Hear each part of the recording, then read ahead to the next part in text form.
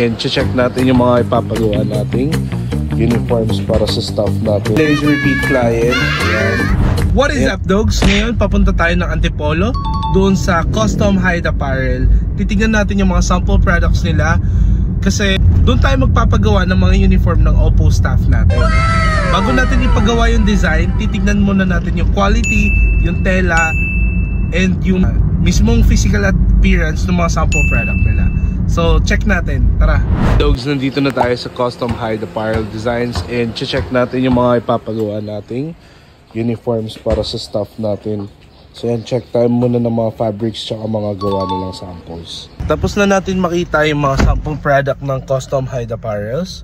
So ayun, nakita na natin kung ano yung tela at yung kapal na gagamitin nila para sa uniform natin. Diretso naman tayo sa Oppo Pet Grooming Salon Angono Branch. Tayo ang front desk ngayon, tara samahan nyo ako. We're here na dito sa Oppo Pet Grooming Salon Angono Branch. Papasok tayo. So yun, dogs, andito tayo ngayon sa Oppo Pet Grooming Salon Angono Branch, and ako naman ang cashier for today, and may client tayo which is si Belle. Si Belle is repeat client. Ayan yung owner ni Belle, si ma'am and si sir.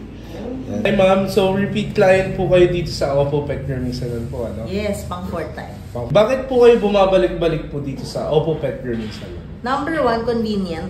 Sa Sunstrip lang kasi kami. Tapos number 2, nagustuhan namin yung cut. Magagaling yung groomers. Tsaka sobrang friendly. Maraming salamat po sa pagtangki po sa service. Thank you. Tsaka may Gcash pay. Eh, kasi wala.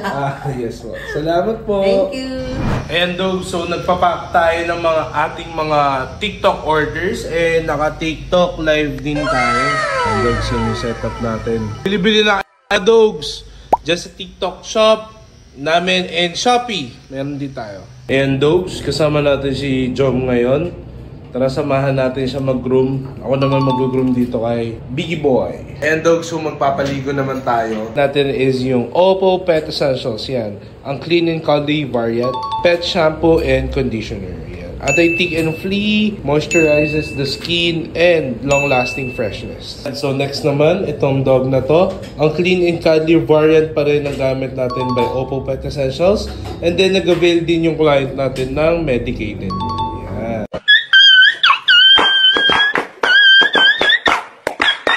And dogs, nakauwi na tayo dito sa Antipolo. Pasensya na hindi na ako nakapag-update kasi sobrang na-busy kanina. All in all, meron tayo 5 clients today. Nakabenta rin tayo ng 4 bottles of 500 ml Oppo Pet Essential 2-in-1 shampoo and conditioner. And nakapag-run din tayo ng TikTok live.